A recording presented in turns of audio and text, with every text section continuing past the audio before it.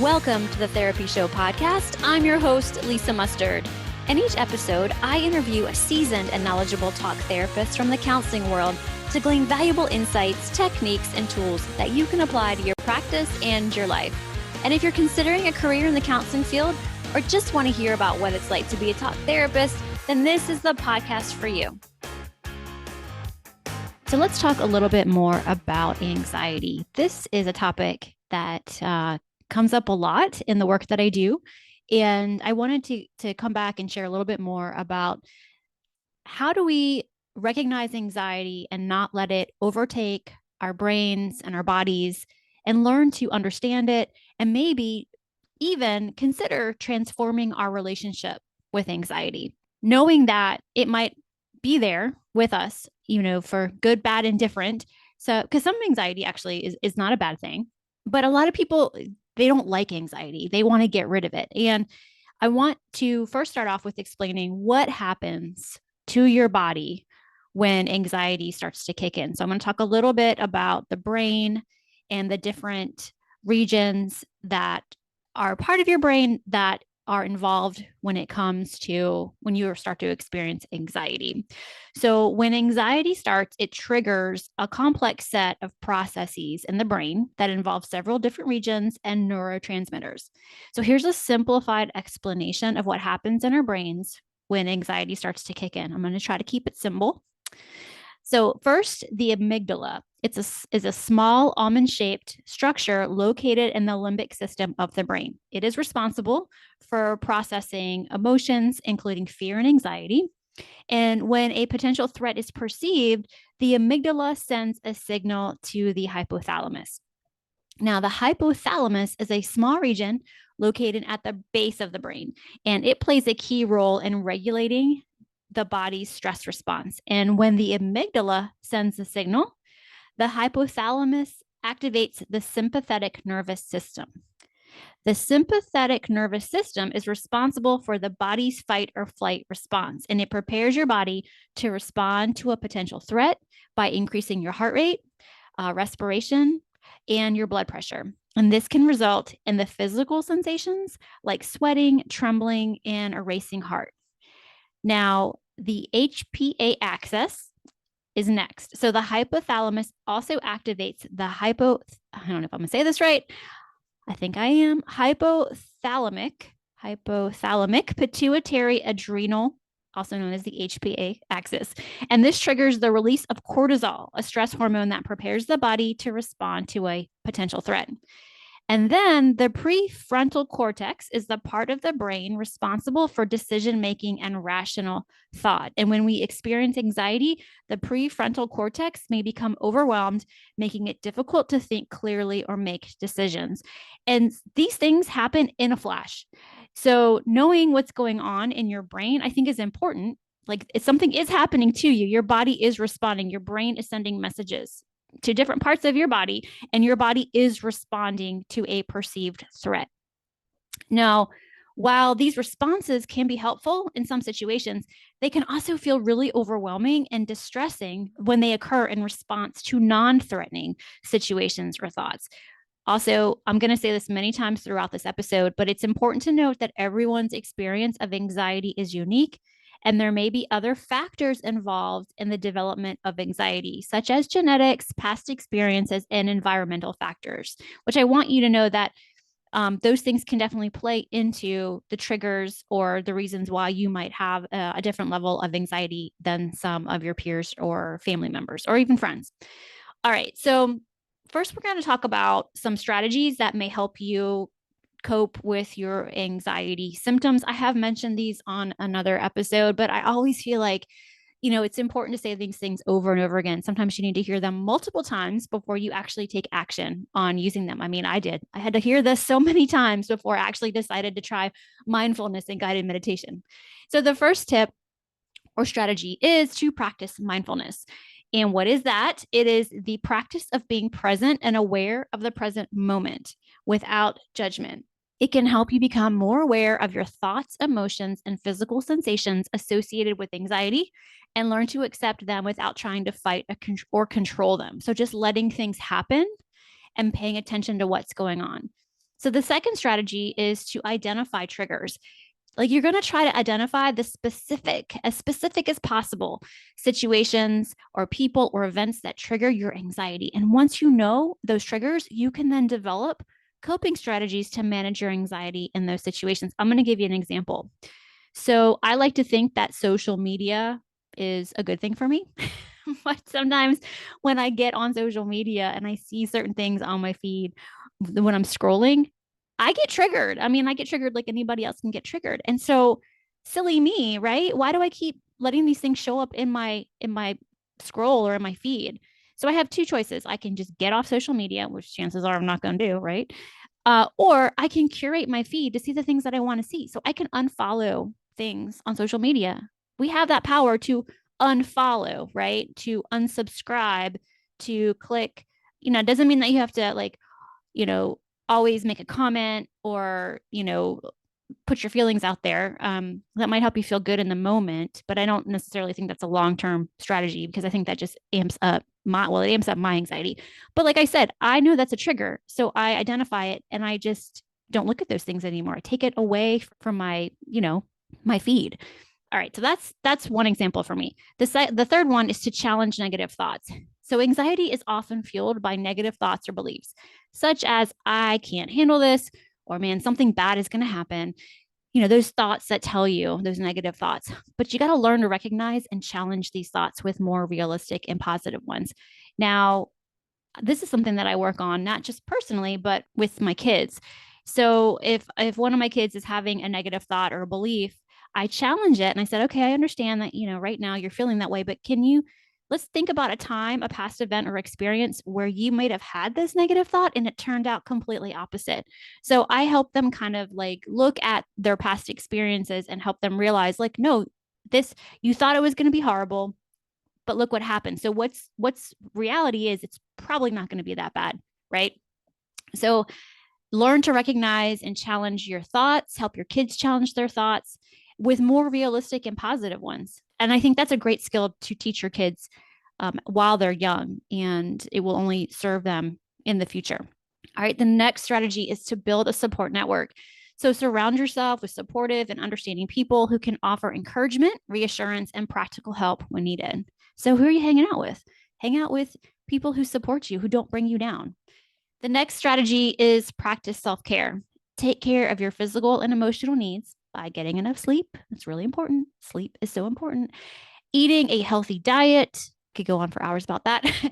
Getting your exercise in and doing activities that bring you joy and also help you relax. Okay, the next tip strategy is to seek professional help because if your anxiety is severe or interfering with your daily life, you want to consider seeking professional help from a therapist or counselor who can help you develop personalized strategies to manage your anxiety. And I, of course, have a link or two in the show notes where you can search for a therapist in your area that might be able to help you.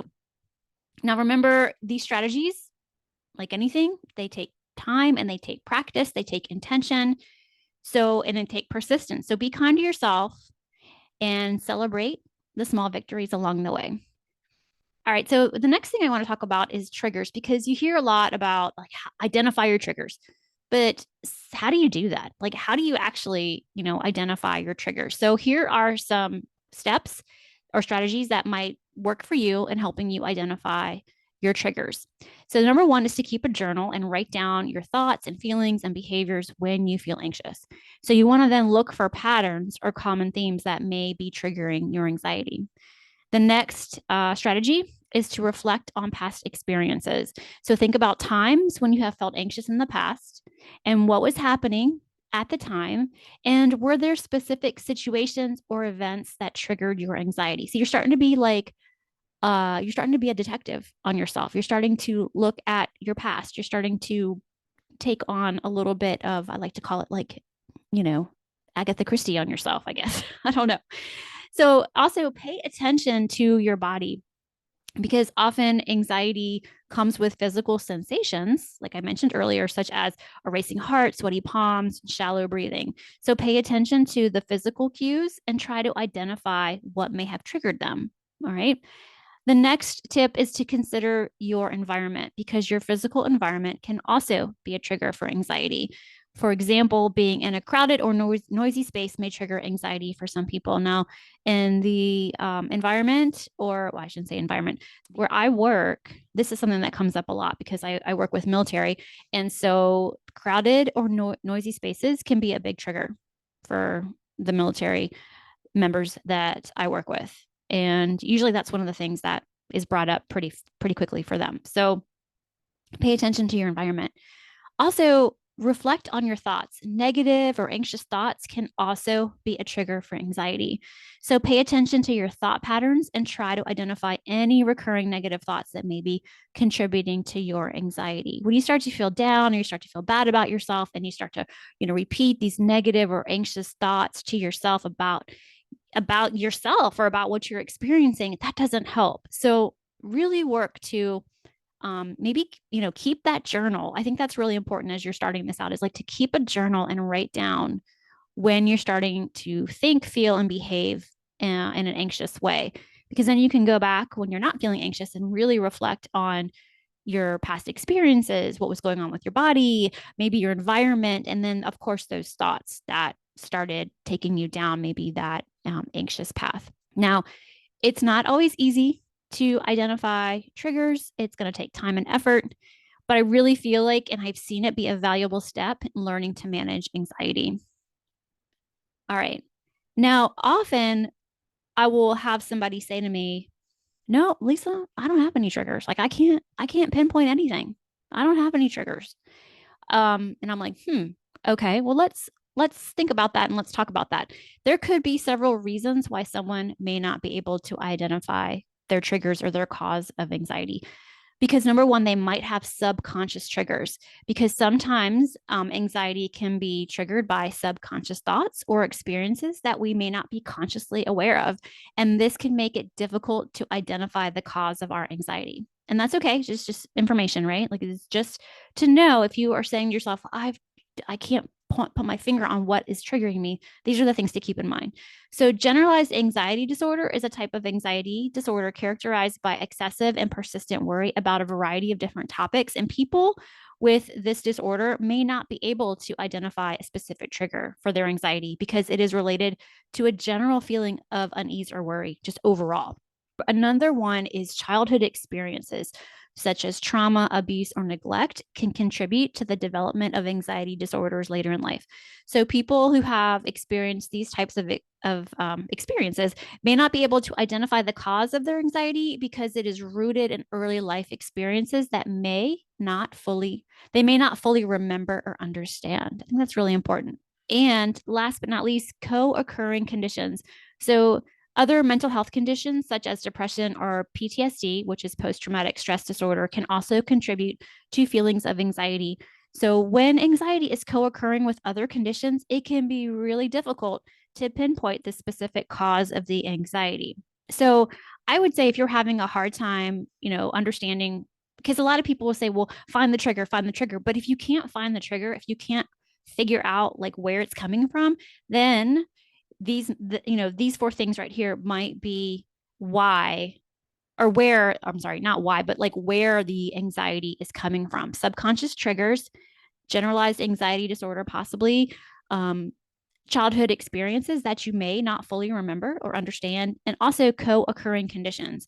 So if you are struggling with this, I definitely want you to consider talking to a mental health professional. Okay, they can help you explore and identify what is going on. So let me give you an example of how somebody might identify their anxiety triggers. I just want to walk you through like an example. So let's call her Mary. She has been experiencing anxiety for several weeks, but she couldn't identify what was causing it. She decided to start keeping a journal right there to document her thoughts, feelings, and behaviors whenever she felt anxious. And after a few days of journaling, Mary noticed that her anxiety was often triggered when she had to make decisions. She found that even small decisions like what to have for breakfast could cause her to feel overwhelmed and anxious. Mary started to reflect on her past experiences and realized that she had always struggled with decision making, and she remembered feeling anxious and overwhelmed during her college years when she had to choose a major and make other important decisions. Mary also paid attention to her physical sensations when she felt anxious and noticed that she would often experience tension in her neck and her shoulders. She started to connect the dots and realized that her anxiety was related to her fear of making the wrong decisions, and the physical tension was a manifestation of that fear. Now, with this new understanding, she began to challenge her negative thoughts about decision making and practice mindfulness to help her stay present in the moment. She also started to practice self care by getting enough sleep, eating well, and engaging in activities that brought her joy. And over time, her anxiety began to decrease as she learned how to manage her triggers and develop coping strategies. By identifying her triggers, Mary was able to take the first step towards transforming her relationship with anxiety. So let's go over the ways that Mary was using the new coping skills to deal with her anxiety. So, mindfulness. Mary could practice mindfulness techniques to help her stay present in the moment and reduce her anxiety. So, this might include things like deep breathing, meditation, mindfulness practices of guided meditations, or body scans. She might have worked with a therapist to learn cognitive behavioral therapy techniques that helped her challenge her negative thoughts and beliefs about decision making. This made her feel more confident and less anxious with making decisions. Now, she also practiced self care techniques like sleep, eating well, and engaging in physical activity. And these activities definitely can help reduce stress and anxiety levels and improve just overall well being. And once again, the relaxation techniques, kind of like mindfulness, but a little different. She used progressive muscle relaxation, visualization, or guided imagery. And these techniques can help reduce muscle tension and promote relaxation, which of course can help reduce anxiety levels. And perhaps she used her social support. She reached out to friends or families for support when she felt anxious. And talking to someone she trusts about her feelings can help her feel less alone and more supported. By using these coping skills, Mary developed a toolkit to manage her anxiety and improve her overall quality of life. Now, it's important to remember that everyone's coping strategies are unique, and it may take some time to find the right combination that's going to work for you. But once again, working with a therapist can also be helpful in developing an individualized plan for you to manage your anxiety. So, if you are experiencing symptoms of anxiety and would like a free course on how to transform your relationship with anxiety, I have a great recommendation. So, go to the show notes and click the link to get access to the Mindfulness Apps course titled Transforming Your Relationship with Anxiety with Shamash Aladini. He's an international best-selling author of Mindfulness for Dummies and The Mindful Way Through Stress. He has trained extensively at Bangor University, the Center for Mindfulness, and with teachers such as John Kabat-Zinn. He spends most of his time training mindfulness teachers, cultivating community, and curating events that embody mindfulness, kindfulness, and playfulness. And you'll get free access for 3 days, and you'll get his training, his micro practices, as well as guided meditations. So the mindfulness app is my choice for daily meditation, mindfulness practices, trainings, and much, much more. So head to the show notes to see the link to get started. Now, just to let you guys know, I am an affiliate of Mindfulness app. So that means that if you purchase the app, I may receive a small commission for recommending it to you, but at no additional cost to you. Just want to let you know that. But it's also important to stress that these episodes are not meant to take the place of any work you're doing with your therapist or doctor. In fact, please run these ideas by your counselor or doctor before you act on them to make sure you are ready for them or even a fit for the suggestions. I can't stress this enough that each person is unique and their situation is unique. So please talk to your doctor before starting anything new I may be suggesting. And the therapy show with Lisa Mustard and the information provided by me is solely intended for informational and entertainment purposes and is not a substitute for advice, diagnosis, or treatment regarding medical or mental health conditions. Although I am a licensed marriage and family therapist, the views expressed on the site or any related content should not be taken for medical or psychiatric advice. Always consult your physician before making any decisions related to your physical or mental health. And once again, there are resources and support in the show notes where you can go and learn more about how to find a therapist, as well as how to get support if you're needing it right now. Thanks so much for being here, you guys. I hope you found this episode helpful, and I look forward to being back in your earbuds soon.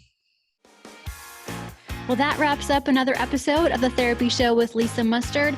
I know there are hundreds of thousands of podcasts out there, and I'm thankful you've chosen to listen to mine.